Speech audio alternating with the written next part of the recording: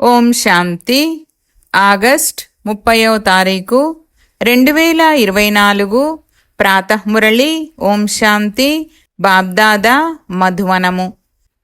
ఈరోజు మధుర మహావాక్యాలు బాబా చెప్తున్నారు. మధురమైన పిల్లలు, మీకు సంతోషం ఉండాలి.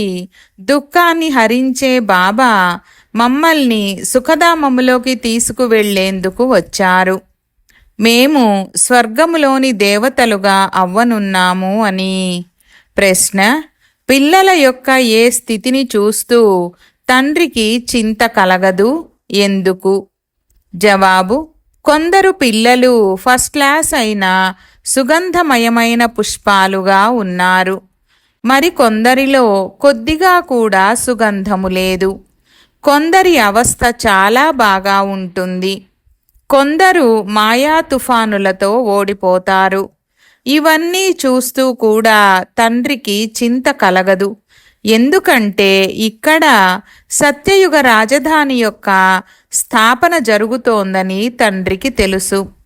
అయినా కానీ తండ్రి శిక్షణనిస్తారు. పిల్లలు ఎంత వీలైతే అంత స్మృతిలో ఉండండి. మాయా తుఫానులకు భయపడకండి. ఓం శాంతి. మధురాతి మధురమైన అనంతమైన తండ్రి మధురాతి మధురమైన పిల్లలకు కూర్చొని అర్థం చేయిస్తారు. వీరు చాలా మధురాతి మధురమైన తండ్రి అని మీరు అర్థం చేసుకున్నారు కదా. అలాగే శిక్షణనిచ్చే టీచర్ కూడా చాలా మధురాతి మధురమైన వారు. ఇక్కడ మీరు కూర్చున్నప్పుడు మీకిది గుర్తుండాలి. వీరు చాలా మధురాతి మధురమైన తండ్రి. వీరి ద్వారా స్వర్గవారసత్వం లభించనున్నది అని.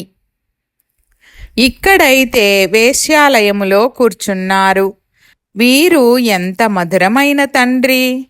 ఆ సంతోషము హృదయములో ఉండాలి. తండ్రి మనల్ని అర్ధకల్పం కొరకు సుఖధామములోకి తీసుకువెళ్ళనున్నారు. వారు దుఃఖాన్ని హరించనున్నారు. ఒకటేమో వారు తండ్రి, మళ్ళీ తండ్రి టీచరుగా కూడా అవుతారు. మనకు మొత్తం సృష్టి చక్ర రహస్యాన్ని అర్థం చేయిస్తారు. దీనిని ఇంకెవ్వరూ అర్థం చేయించలేరు. ఈ చక్రము ఎలా తిరుగుతుంది, 84 జన్మలను ఎలా దాటుతామో ఇదంతా చిటికలో అర్థం చేయిస్తారు. అంతేకాక వారు తమతో పాటు కూడా తీసుకువెళ్తారు. ఇక్కడైతే ఉండేది లేదు. ఆత్మలందరినీ తమతో పాటు తీసుకువెళ్తారు. ఇంకా కొద్ది రోజులు మాత్రమే ఉన్నాయి. ఎంతో గడిచిపోయింది. ఇంకా కొద్దిగా మాత్రమే మిగిలి ఉందని కూడా అంటారు. ఇంకా కొద్ది సమయం మాత్రమే ఉంది. అందుకే త్వరగా నన్ను స్మృతి చేసినట్లయితే మీ జన్మ జన్మాంతరాల పాపాల భారం ఏదైతే జమ అయ్యిందో అదంతా అంతమవ్వగలదు. మాయా యుద్ధము నడుస్తూ ఉంటుంది. మీరు నన్ను స్మృతి చేస్తే మాయ ఆ స్మృతి చేయడం నుండి తప్పించేస్తుంది. ఇది కూడా బాబా ముందే చెప్తారు. అందుకే ఎప్పుడూ ఆలోచించకూడదు. ఎన్ని సంకల్పాలు, వికల్పాలు, తుఫానులు వచ్చినా మొత్తం రాత్రంతా సంకల్పాలతో నిద్ర దూరమైపోయినా భయపడకూడదు. ధైర్యంగా ఉండాలి. బాబా ముందే చెప్తున్నారు, ఇవి తప్పకుండా వస్తాయి. స్వప్నాలు కూడా వస్తాయి. ఈ విషయాలకు భయపడకూడదు. ఇది యుద్ధ మైదానము కదా. ఇవన్నీ వినాశనం అవ్వనున్నాయి. మీరు మాయను జయించేందుకు యుద్ధం చేస్తారు. అంతేకాని ఇందులో శ్వాసను ఆపివేయడం మొదలైనవి చేయకూడదు. ఆత్మ ఎప్పుడైతే శరీరములో ఉంటుందో అప్పుడు శ్వాస నడుస్తుంది. ఇందులో శ్వాస మొదలైన వాటిని ఆపివేసే ప్రయత్నం కూడా చెయ్యకూడదు. హఠయోగము మొదలైన వాటిలో ఎంతగా కష్టం తీసుకుంటూ ఉంటారు.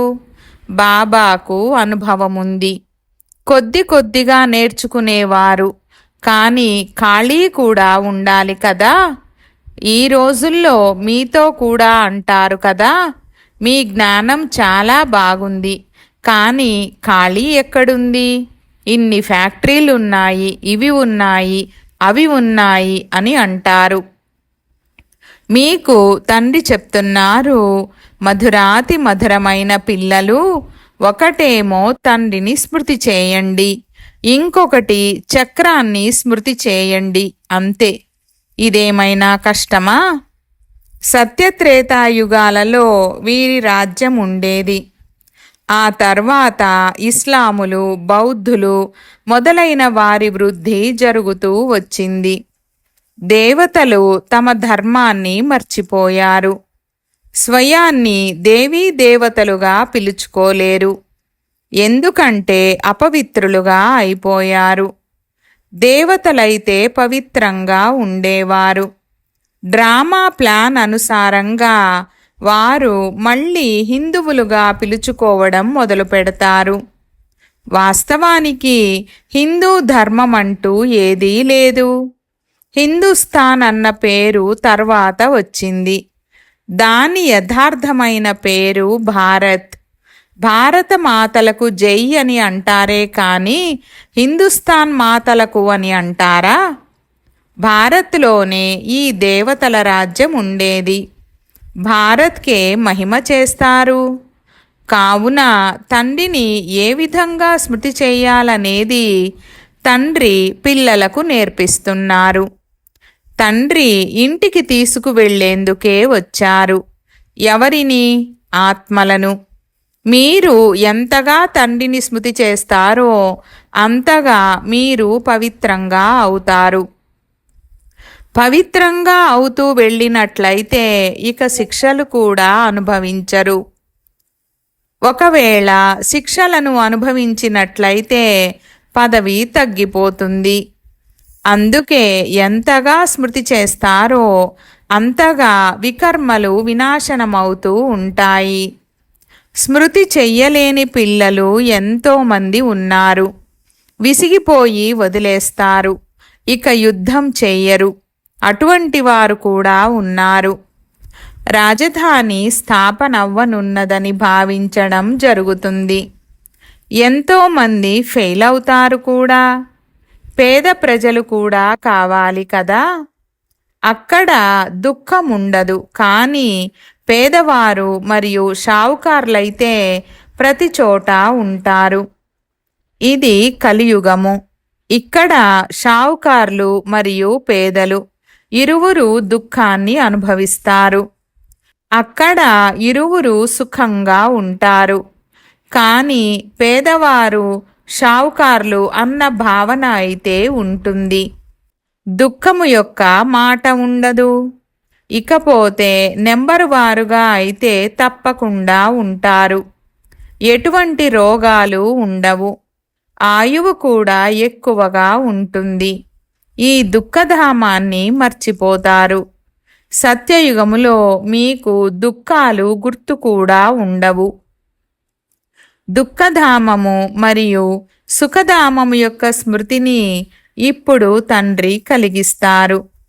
స్వర్గము ఉండేదని మనుషులు అంటారు, కానీ అది ఎప్పుడు ఉండేది, ఎలా ఉండేది ఏమీ తెలీదు.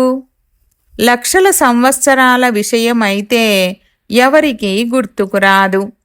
తండ్రి అంటారు, నిన్న మీకు సుఖము ఉండేది, మళ్ళీ రేపు ఉంటుంది. కావున ఇక్కడ కూర్చొని పుష్పాలను చూస్తూ ఉంటారు. ఈ పుష్పం బాగుంది, వీరు ఈ విధంగా శ్రమిస్తున్నారు, వీరు స్థిరంగా లేరు, వీరు రాతి బుద్ధిగా ఉన్నారని చూస్తూ ఉంటారు. తండ్రికి ఏ విషయం యొక్క చింత ఉండదు. అయితే పిల్లలు త్వరగా చదువుకొని షావుకార్లుగా అయిపోవాలని భావిస్తారు. చదివించాలి కూడా. పిల్లలుగా అయితే అయ్యారు, కానీ త్వరగా చదువుకొని చురుకుగా అవ్వాలి. అంతేకాక ఎంతవరకు చదువుతున్నారు మరియు ఇతరులను చదివిస్తున్నారు, ఎటువంటి పుష్పాలుగా ఉన్నారని తండ్రి కూర్చొని చూస్తూ ఉంటారు. ఎందుకంటే ఇది చైతన్యమైన పుష్పాల తోట. పుష్పాలను చూస్తుంటే కూడా ఎంత సంతోషం కలుగుతుంది. బాబా స్వర్గవారసత్వాన్నిస్తారని పిల్లలు స్వయము అర్థం చేసుకున్నారు. తండ్రిని స్మృతి చేస్తూ ఉన్నట్లయితే పాపాలు అంతమవుతూ ఉంటాయి. లేకపోతే శిక్షలను అనుభవించి ఆ తర్వాత పదవిని పొందుతారు. దానిని దెబ్బలు తిని పదవిని పొందడమని అంటారు. తండ్రిని ఎలా స్మృతి చేయండంటే దానితో జన్మ జన్మాంతరాల పాపాలు అంతమైపోవాలి. చక్రాన్ని తెలుసుకోవాలి కూడా. చక్రము తిరుగుతూ ఉంటుంది. అది ఎప్పుడూ ఆగిపోదు. పేనువలే నడుస్తూ ఉంటుంది. పేను అన్నింటికన్నా మెల్లగా నడుస్తూ ఉంటుంది. ఈ అనంతమైన డ్రామా కూడా చాలా మెల్లగా నడుస్తుంది. టిక్ టిక్ అంటూ ఉంటుంది. 5000 సంవత్సరాల్లో క్షణాలు నిమిషాలు ఎన్ని ఉంటాయి? ఆ లెక్కను కూడా పిల్లలు వేసి పంపించారు. లక్షల సంవత్సరాల విషయమైనట్లయితే ఎవరు లెక్క వేయలేరు. ఇక్కడ తండ్రి మరియు పిల్లలు కూర్చున్నారు. బాబా కూర్చుని ఒక్కొక్కరిని చూస్తూ ఉంటారు. వీరు బాబాను ఎంతగా స్మృతి చేస్తున్నారు, జ్ఞానాన్ని ఎంతగా పొందారు, ఇతరులకు ఎంతగా అర్థం చేయిస్తున్నారు. వాస్తవానికి ఇది చాలా సహజము. కేవలం తండ్రి పరిచయాన్ని ఇవ్వండి. బ్యాడ్జ్ అయితే పిల్లల వద్ద ఉండనే ఉంది. వీరు శివబాబా అని చెప్పండి. కాశీకి వెళ్ళినప్పుడు కూడా శివబాబా శివబాబా అని అంటూ తలుచుకుంటారు. గట్టిగా పలుకుతూ తలుచుకుంటూ ఉంటారు. మీరు శాలిగ్రామాలు.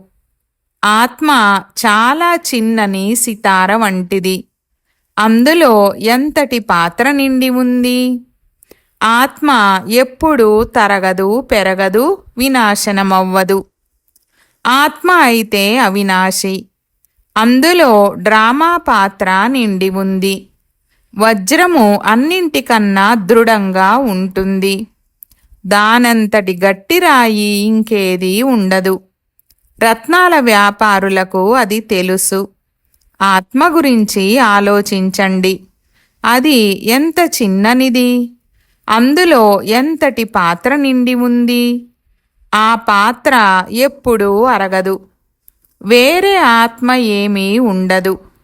మనం తండ్రి, టీచర్, సద్గురువని పిలవదగ్గ మనుషులు ఈ ప్రపంచంలో ఎవ్వరూ లేరు. వీరు ఒక్క అనంతమైన తండ్రి. వీరు శిక్షకుడు. అందరికీ మన్మనాభవ అని శిక్షణను ఇస్తారు. ఏ ధర్మం వారు కలిసినా వారితో ఇలా అనండి, మీరు అల్లాను స్మృతి చేస్తున్నారు కదా. ఆత్మలందరూ పరస్పరం సోదరులే. ఇప్పుడు తండ్రి శిక్షణనిస్తున్నారు. నన్నొక్కరినే స్మృతి చేసినట్లయితే వికర్మలు వినాశనం అవుతాయి. తండ్రే పతిత పావనుడు. ఇలా ఎవరన్నారు? ఆత్మ. మనుషులు గానం చేసినా దాని అర్థము తెలీదు. తండ్రి అంటారు, మీరందరూ సీతలు, నేను రాముణ్ణి. భక్తులందరి సద్గతిదాతను నేనే. వారు సర్వులకు సద్గతినిస్తారు. ఇకపోతే అందరూ ముక్తిధామములోకి వెళ్ళిపోతారు. సత్యయుగములో వేరే ఏ ధర్మము ఉండదు. కేవలం మనమే ఉంటాము. ఎందుకంటే మనమే తండ్రి నుండి వారసత్వాన్ని తీసుకుంటాము. ఇక్కడ చూడండి, ఎన్ని మందిరాలున్నాయి. ఈ ప్రపంచం ఎంత పెద్దది. ఇక్కడ ఏమేమి వస్తువులున్నాయి. అక్కడ ఇవేవి ఉండవు. కేవలం భారత్యే ఉంటుంది. ఈ రైళ్ళు మొదలైనవి కూడా ఉండవు. ఇవన్నీ అంతమైపోతాయి. అక్కడ రైళ్ల యొక్క అవసరమే ఉండదు. చిన్న ఊరు ఉంటుంది. రైళ్ళు అనేవి దూర దూరాల్లో ఉండే పల్లెలకు వెళ్ళేందుకు కావాలి. బాబా రిఫ్రెష్ చేస్తున్నారు. పిల్లల కోసం భిన్న భిన్న పాయింట్లను అర్థం చేయిస్తూ ఉంటారు. మీరిక్కడ కూర్చున్నారు. బుద్ధిలో మొత్తం జ్ఞానమంతా ఉంది. ఏ విధంగా పరమపిత పరమాత్మునిలో మొత్తం జ్ఞానమంతా నిండి ఉంది. దానిని వారు మీకు అర్థం చేయిస్తూ ఉంటారు. ఉన్నతోన్నతమైన శాంతిధామములో ఉండే శాంతి సాగరుడు తండ్రే. ఆత్మలమైన మనమంతా కూడా అక్కడ స్వీట్ హోమ్ మధురమైన ఇంట్లో ఉండేవారమే. శాంతి కొరకు మనుషులు ఎంతగా కష్టపడుతూ ఉంటారు. సాధువులు కూడా మనసుకు శాంతి ఎలా లభించగలదని అంటూ ఉంటారు. ఏవేవో యుక్తులను రచిస్తారు. ఆత్మ అయితే మనస్సు బుద్ధి సహితంగా ఉంటుందని, దాని స్వధర్మమే శాంతి అని అంటూ ఉంటారు. అసలు నోరే లేకపోతే, కర్మేంద్రియాలే లేకపోతే తప్పకుండా శాంతిగానే ఉంటుంది. ఆత్మలమైన మన నివాస స్థానము స్వీట్ హోమ్. అక్కడ పూర్తి శాంతి ఉంటుంది. మళ్ళీ అక్కడి నుండి మనం మొదట సుఖధామములోకి వస్తాము. ఇప్పుడైతే ఈ దుఃఖధామము నుండి సుఖధామములోకి ట్రాన్స్ఫర్ అవుతాము. తండ్రి పావనంగా తయారు చేస్తున్నారు. ఇది ఎంత పెద్ద ప్రపంచము! ఇన్ని అడవులు మొదలైనవేవి అక్కడ ఉండవు. ఇన్ని పర్వతాలు మొదలైనవేవి ఉండవు. మన రాజధాని ఉంటుంది. స్వర్గము యొక్క చిన్న మోడల్ను ఏ విధంగా తయారు చేస్తారో అలాగే చిన్న స్వర్గము ఉంటుంది. ఏ అద్భుతము జరగనున్నదో చూడండి. ఎంత పెద్ద సృష్టి ఉంది. ఇక్కడైతే అందరూ పరస్పరం కొట్లాడుకుంటూ ఉంటారు. ఆ తర్వాత ఇంతటి పెద్ద ప్రపంచమంతా అంతమైపోతుంది. మన రాజ్యం మాత్రం మిగిలి ఉంటుంది. ఇదంతా అంతమై ఎక్కడికి పోతుంది? సముద్రములోకి, భూమిలోకి వెళ్ళిపోతుంది. నామరూపాలు కూడా మిగలవు. సముద్రములోకి ఏ వస్తువులైతే వెళ్తాయో అవి లోపలే అంతమైపోతాయి. సాగరము పూర్తిగా మింగేస్తుంది. తత్వాలు తత్వాలలో, మట్టి మట్టిలో కలిసిపోతుంది. ఇక ప్రపంచమే సతోప్రధానంగా అయిపోతుంది.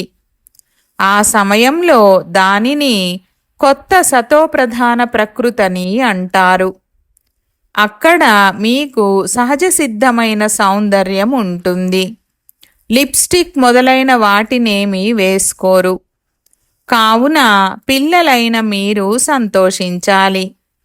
మీరు స్వర్గములోని దేవతలుగా అవుతారు. జ్ఞాన స్నానం చేయకపోతే దేవతలుగా అవ్వరు. ఇంకే ఉపాయమూ లేదు. తండ్రైతే సదా సుందరమైన వారు. ఆత్మలైన మీరు నల్లగా అయిపోయారు. ప్రియుడైతే చాలా సుందరమైన యాత్రికుడు. వారు వచ్చి మిమ్మల్ని సుందరంగా తయారు చేస్తారు. తండ్రి అంటారు, నేను ఇతనిలోకి ప్రవేశించాను. నేనెప్పుడు నల్లగా అవ్వను. మీరు నల్లగా ఉన్న వారి నుండి సుందరంగా అవుతారు. సదా సుందరంగా ఉండేవారైతే ఒక్క యాత్రికుడే. ఈ బాబా నల్లగా మరియు సుందరంగా అవుతారు. మీరు అందరినీ సుందరంగా తయారు చేసి మీతో పాటు తీసుకువెళ్తారు.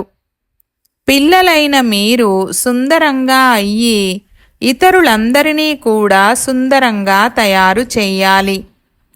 తండ్రైతే శ్యామసుందరునిగా అవ్వరు.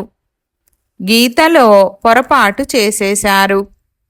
తండ్రికి బదులుగా శ్రీకృష్ణుడి పేరును వేసేశారు. దీనినే ఏకైక పొరపాటని అంటారు. మొత్తం విశ్వమంతటినీ సుందరంగా తయారు చేసేవారు శివబాబా. వారికి బదులుగా ఎవరైతే స్వర్గములో మొదటి నెంబరులో సుందరంగా అవుతారో అతని పేరును వేసేశారు. కానీ ఇది ఎవరూ అర్థం చేసుకోరు. భారత్ మళ్ళీ సుందరంగా అవ్వనున్నది. వారైతే 40,000 సంవత్సరాల తర్వాత స్వర్గము తయారవుతుందని భావిస్తారు. కానీ మీరు చెప్తారు మొత్తం కల్పమే 5,000 సంవత్సరాలు ఉంటుంది. తండ్రి ఆత్మలతో మాట్లాడతారు. నేను అర్ధకల్పపు ప్రియుణ్ణని చెప్తారు. మీరు నన్ను ఓ పతిత పావన రండి, మీరు వచ్చి ఆత్మలమైన ప్రేయసులమైన మమ్మల్ని పావనంగా తయారు చేయండని పిలుస్తూ వచ్చారు. కావున వారి మతముపై నడవాలి, కృషి చెయ్యాలి. బాబా ఏమీ మీరు వ్యాపారాలు మొదలైనవి చేయకండని చెప్పరు. అలా కాదు, అవన్నీ చెయ్యాలి. గృహస్థ వ్యవహారములో ఉంటూ పిల్ల పాపలు మొదలైన వారిని సంభాళిస్తూ కేవలం స్వయాన్ని ఆత్మగా భావిస్తూ నన్ను స్మృతి చేయండి. ఎందుకంటే నేను పతిత పావనుణ్ణి. పిల్లలను సంభాళించండి, కానీ ఇక మున్ముందు పిల్లలను పుట్టించకండి. లేకపోతే వారే గుర్తుకు వస్తూ ఉంటారు. వీరంతా ఉంటూ కూడా వీరిని మర్చిపోవాలి. ఏదైతే మీరు చూస్తున్నారో అదంతా అంతమైపోనున్నది. శరీరము అంతమైపోతుంది. తండ్రి స్మృతితో ఆత్మ పవిత్రంగా అవుతుంది. అప్పుడు శరీరము కూడా కొత్తగా లభిస్తుంది. ఇది అనంతమైన సన్యాసము.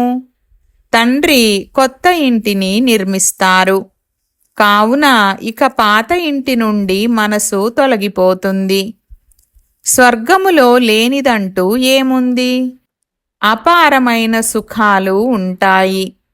స్వర్గము ఇక్కడ ఉంటుంది.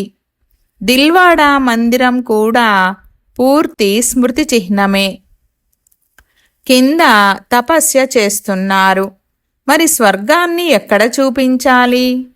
కావున దానిని పైన చూపించారు.